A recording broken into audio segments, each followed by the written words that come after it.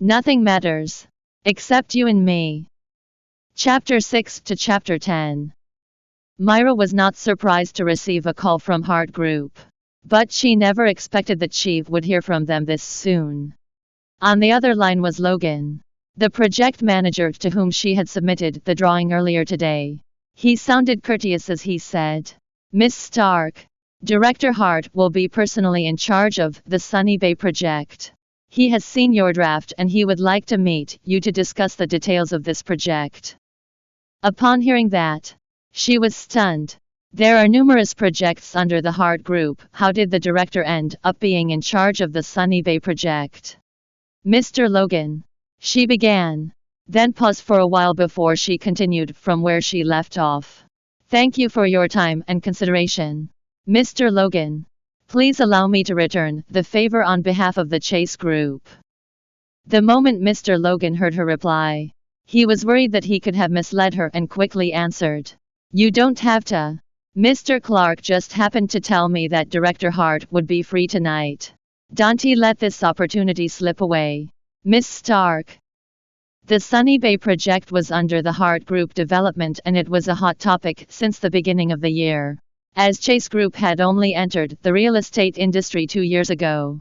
Securing a project of that size would speak volumes of their achievement. With that in mind, Myra agreed to meet with the director at the Ritz-Carlton Hotel later tonight so that they could discuss the design she submitted before she ended the call. Tilly was occupied with her own duties after returning to the office and Elsie had been missing in action since noon. Myra had tried calling Elsie, but it was to no avail. She finally gave up and grabbed the design folder before heading to the parking lot. Logan was already waiting for her when she arrived at the Ritz-Carlton that evening.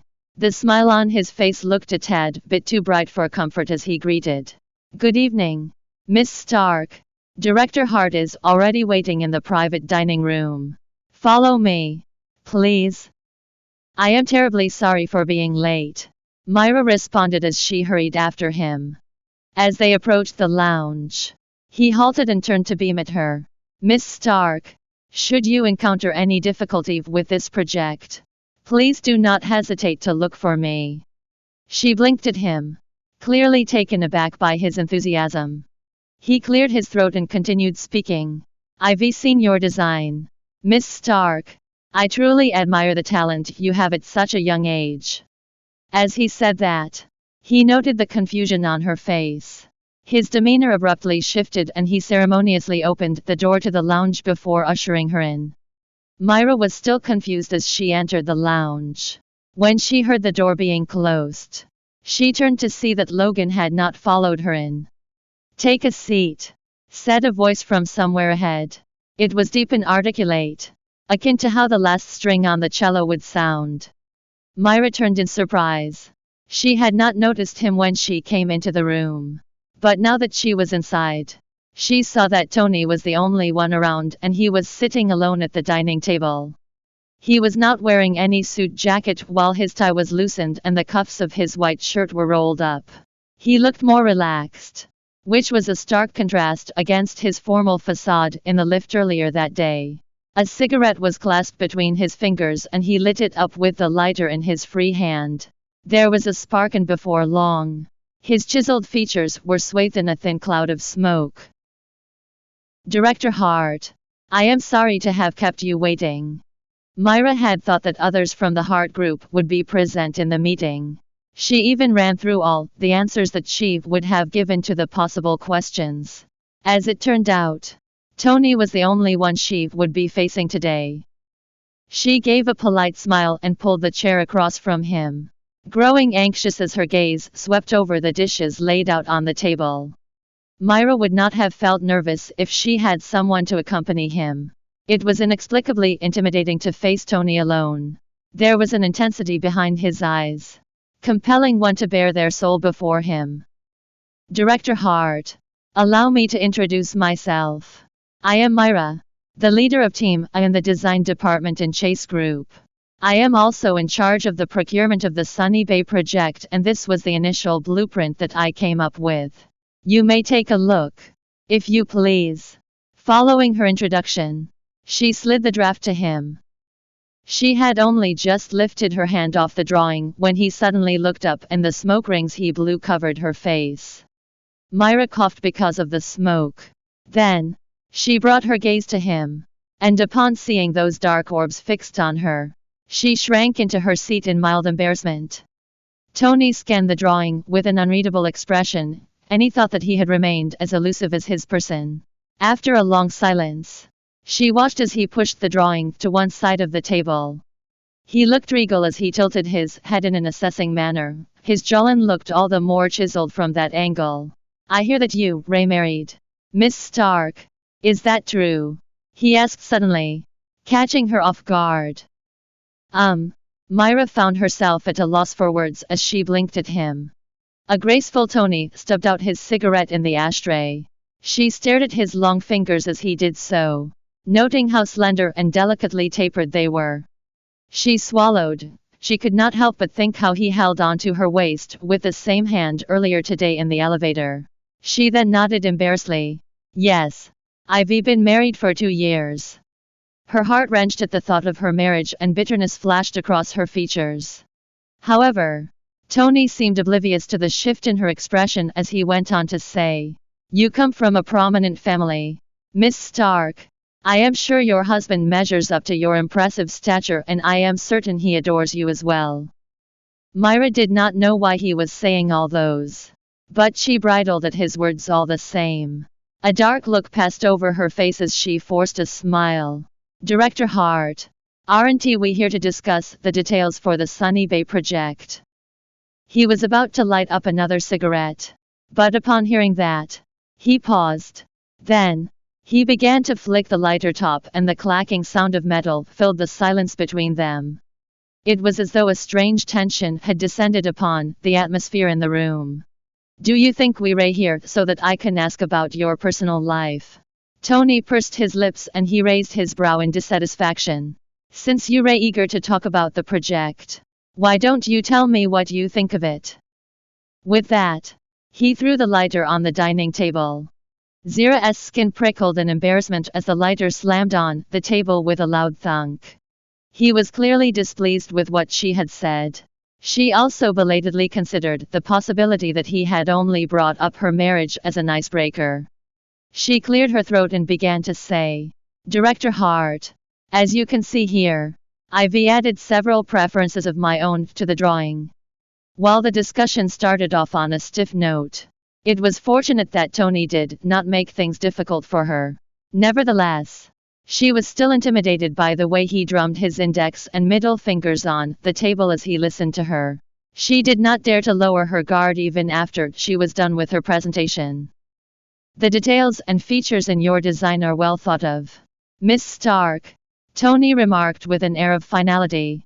He regarded her with an impassive gaze before he coldly added, "Hart Group will choose one of 3 companies to present the final design for the Sunny Bay project. That said, you've earned a spot in the top 3 on behalf of Chase Group." When he was done with his words, he rose from his seat. He stood tall and Myra found herself craning her neck to look at him. As she was surprised at his announcement, she hurriedly rose on her feet as well and exclaimed, "Thank you, Director Hart.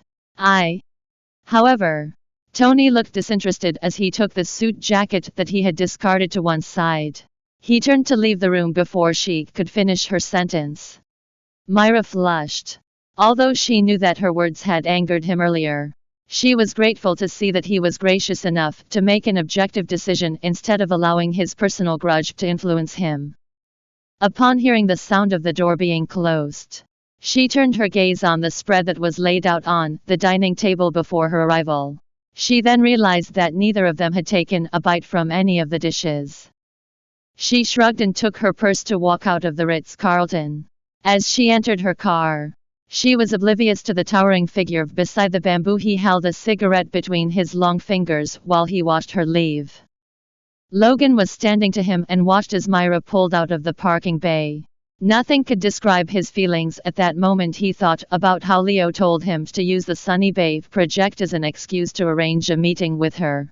Judging from the way Director Hart had behaved around her, he only arrived at one conclusion. Whoever this lady is, I must treat her well. Mr. Logan, Tony suddenly called out in an arctic voice. Logan immediately straightened. Yes, Director Hart. Have you seen enough? Tony sounded cool and distant, but it was enough to make Logan break out in a cold sweat. He gave the director a courteous smile before quickly placing his phone to his ear. Then, he pretended to answer a call. Jamie, did you call me earlier? Give me a minute, there's no line here. He trailed off as he walked away briskly. Tony stubbed out his cigarette as he watched the white BMW drive further away, his eyes darkened with thought. On her way home, Myra received a call from a curious Tilly, who wanted to know how the meeting went. She shared everything with Tilly and only left out the unnecessary details from the narrative. After having heard the outcome, Tilly was overjoyed. But she did not hang up until Myra answered her questions on her dreamboat. Perhaps Myra was elated because of the fact that a giant like Hart group had acknowledged her design. It was nearly 10 in the evening when she arrived home at night, which meant that Eve was already fast asleep. As she drove through the gates of the Chase residence, she saw the black Lamborghini parked inside. She killed her ignition and she could even hear the girlish moans and giggles that came from within the other car. It was a familiar voice, in fact. It was none other than Elsie's. Myra's elation from earlier was now abruptly replaced by a surge of resentment, causing a sense of cold to flow all over her body. Her limbs were numb and weighted as she sat in her car. She felt that her heart was withering away. She switched off the lights in her vehicle, while the car across from hers had its lights turned off as well. The garden lights above it illuminated the lovey-dovey scene that was taking place inside. Myra watched as Elsie hastily wore her skirt and her jacket. She saw Elsie cast Sean a meaningful look before the two of them were tangled in each other's arms as they passionately kissed inside the car. It was as though someone was rubbing a liberal amount of salt all over the open wound in Myra's heart. She was not sure how much time had passed, but it was long enough for her heart to be numb with pain. It was only then that he started to drive his car out of the gates, probably on his way to spend the rest of his night with Elsie. Myra stumbled out of her car and she shuffled into the house like a walking corpse. She headed straight toward the bathroom and switched on the tap to wash her face. However, she had only turned on the top when her legs gave way. She slumped onto the floor and buried her face into her knees. Sean had not always behaved like that with her. There was a time when he was gentle and kind toward her. He never hurt her with harsh words or aggravated accusations despite how much she clung onto him. However, the change in his demeanor came without warning. He no longer saw all that she was doing for him and he broke her heart in ways that she never imagined he could. The sudden cold that brushed past her skin snapped her out of her thoughts. She shuddered and saw that the tap was still running. Water was leaking out of the sink and landing on the floor, soaking through her clothes. Yanking herself up to turn off the tap, she stared at her reflection in the mirror. Her face was pale and pinched. She tried to quirk her lips into a smile, but she ended up looking garish instead. She had only just exited the bathroom when the front door of the villa was open from the outside. Myra did not even turn as she heard the familiar footsteps that ensued. Why should I try so hard to please him when he hates me this much? She looked straight ahead as she mounted the stairs, but she realized that the footsteps were approaching her. Before she could react, a hand with the force of a boulder wrapped her right wrist to bring her to a halt. Where did you go tonight?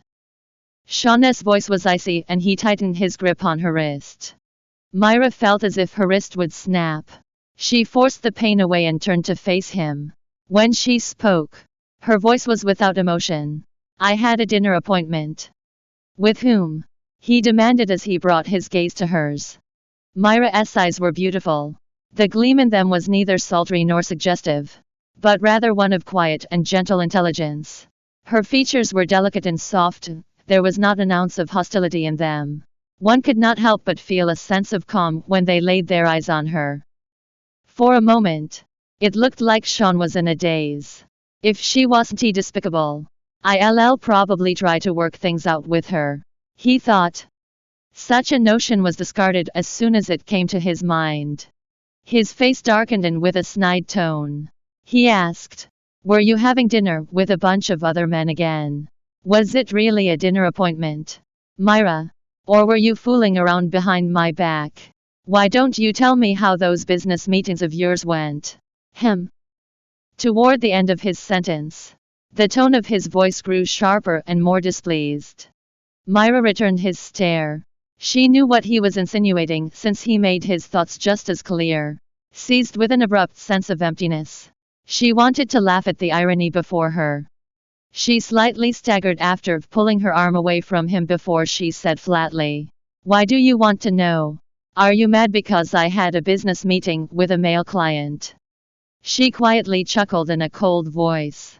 "Sean, I thought that you no longer care about my business. Maybe the question I should ask is, do you still care about me?" Sean pressed his lips together tightly, and he did not answer her. Myra's heart sank, even though her face was stoic. She then turned and went upstairs without saying anything. It could have been due to the time she spent in the cold water, which caused her to run a temperature that night. For the first half of the night, she dreamt a lot. One was about the moment she met Sean and how she watched as he acted lovey-dovey with another woman. Then, she finally settled down with him and they were married. The final scene was at their wedding. Exhaustion was visible on Sean's face while his bloodshot eyes were filled with hatred as he coldly demanded, "Say it again, have you ever wronged me?" Myra clenched her fist and she forced herself to shake her head. Sean's expression instantly became gloomy. "All right. Just as you wished." His hatred appeared again in her dream, which finally woke her up with a start. She sat on the bed, hugging the blanket while panting heavily. The clock showed that it was 4 a.m. in the morning, but she could no longer fall asleep. When she woke up the next morning, there was a layer of dark circles under her eyes, which could barely be concealed even with the thick layer of foundation. Sean was having breakfast at the dining table downstairs while Eve, who sat at one side, was nagging. Her nags were none other than to ask him to return home earlier every night, as it would be lonely for Myra to stay at home alone. Sean, who would usually interrupt her with impatience, did not do so today. He even replied to her that he understood her words when he saw Myra coming down the stairs, which was an extremely uncommon behavior. The delighted Eve turned and saw Myra standing at the landing. She then waved at the latter with a grin. "Myra, come over and have breakfast." Apparently, she thought that her son had finally realized what he had been missing. Myra had an impassive expression when she bowed to Eve and informed her in a low voice, "Mom, I have some business to deal with in the morning, so I won't be having breakfast at home." With that, she headed straight out of the villa before waiting for Eve to reply. When Eve finally returned to her senses, she glared at Sean. "It's all your fault. If you haven't been casting Myra aside, she won't be mad with you. You must coax her today. If you don't return with her tonight, you can leave this house for good." Looking at Myra's disappearing back view, a complicated expression immediately appeared on his face. News that the Hart Group had taken full control over the design for the Chase Group as Sunny Bay project last night soon spread all over the company, and the identity of the hero was naturally known by all.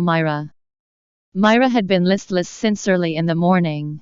She bought some antipyretic medicine when she was on the way to work and felt drowsy after taking it. However, upon thinking that her design draft had been approved, she cheered up and worked on improving the design. While she was doing the calculations on the figures, a stack of documents was dropped on her workspace with a thud. She raised her head, only to see that an infuriated Elsie was glaring at her. "What's the matter?" Myra pulled her chair while she calmly asking. She admitted that she was not generous enough to smile at Elsie while facing her, even though they never had any conflict with each other. "Are you actually asking me what the matter is?" A skull appeared on Elsie's face that was with heavy makeup and her eyes seemed like they were about to shoot fire. Why didn't you wait for me yesterday afternoon when you went to the Hart group to talk about the Sunny Bay project? There was an unnatural blush on her face. Myra coughed twice and placed her pen down. We had an appointment with the Hart group as project department at that time. Even if I waited for you, do you think that they would have waited for you? Elsie felt a little guilty after she realized that she returned to the company late yesterday afternoon because she wanted to spend more time with Sean. However, she felt enraged when she saw the triumphant look on Myra's face. Myra has obviously taken all the credit for yesterday's success. If that is the case, what about last night? Why didn't you invite me to dinner with the Hart group? Elsie pointed. Both of us are handling the project. So why didn't you invite me over? Oh, you are aware that the project is handled by both of us as well. Right. So, where were you yesterday afternoon? As Myra was suffering a headache from Elsie's irritating screams, she was looking with cold eyes. I had something to discuss with Director Chase. You can ask him if you don't believe me. Stop changing the topic. I was talking about yesterday's matter. Why didn't you inform me and invite me to that dinner? You are the leader of Team A and I am the leader of Team B. So both of us share the same position in the company. Myra, your behavior has disrespected the company's management. Maybe you have inked a secret deal with the Hart group and you are afraid that I will find out. So you ditched me. Upon seeing more colleagues coming over to watch the commotion, a hint of jealousy and hatred flashed across Elsie's eyes. Oh, I understand it now. I have been wondering why the Hart group has easily agreed to hand us the project. Could it be that there is something going on between and Mr. Logan from the Hart group as project department and you? She uttered tentatively. When she saw the traces of disdain in their colleagues' gazes toward Myra, a smug look appeared on her face. Myra, Mr. Logan is as old as your father. He is a senior and ugly. Yet you are willing to sacrifice for the company. Wouldn't it have been a huge loss for you if our company was not selected? I remembered that you like Director Chase. Right. Even if you have failed to attract his attention, there is no need for you to downgrade your choice of men. Have you said enough? Myra was holding a coffee mug in her hand. So she coldly watched as the woman before her jumped after being splashed with hot coffee. A disgusting feeling surged inside Myra. The woman in front of me is what Sean likes, a stupid hypocrite with a sharp tongue. Sean would rather look for her than to look for me. I wonder how much he actually hates me for him to hurt my pride to that extent. Myra. YOU&Me *TCH. Elsie was wearing a Chanel outfit, which was recently given to her by Sean. The whole set was actually worth her 1-year salary. As she looked at the brown coffee dripping from her collar to the hem of her outfit while forming ugly stains, she nearly went insane. Stop spewing nonsense. Myra's free hand tightly squeezed into a fist that was by her side as she endured the dizzy spell. I was equally shocked when the blueprint was chosen. I was discussing the draft with Director Hart during dinner last night. Maybe you would like to demonstrate how to attract his attention. You said that you are the leader of Team B. But have you ever produced any proper designs? If you don't have the capability to design, do something that is within your capabilities. Nobody will stand in your way. It had been known to all that Elsie was appointed as the leader of Team B by relying on Director Chase. Therefore, Myra's words, if you don't have the capability to design, do something that is within your capabilities, was akin to giving Elsie a slap, which caused the latter's expression to instantly fall. You, Myra, you. Why is everyone standing around here? Don't you guys have any work to do? The sudden low, harsh voice broke the atmosphere. It was Sean, who had arrived at the design department without anyone's notice. With his tall build and stern expression, he radiated an air of authority. His appearance itself had caused the crowd to disperse and return to their respective workspace, leaving only Myra and Elsie. Upon seeing Sean, tears of aggrievement instantly swam in Elsie's eyes. She then ran to him and pulled his hand. See Director Chase. You must stand up for me. I only asked Myra about the incident last night when she went to the Hart group to discuss the Sunny Bay project and why she didn't inform me about it.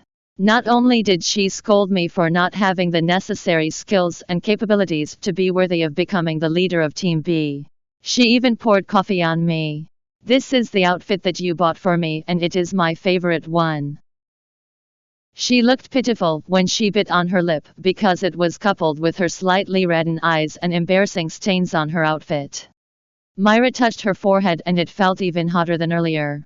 Without waiting for Sean's reply, since it was impossible for him to stand on her side, she sat down, retrieved her draft, and continued with her calculations. I'll go with you after work to buy another outfit.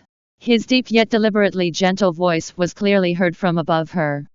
When Myra, who was working on her draft, heard his words, the pen which she held in her hand stopped moving as her eyes suddenly became warm. It turns out that even though I have long known the outcome, it still breaks my heart when I hear him consoling Elsie.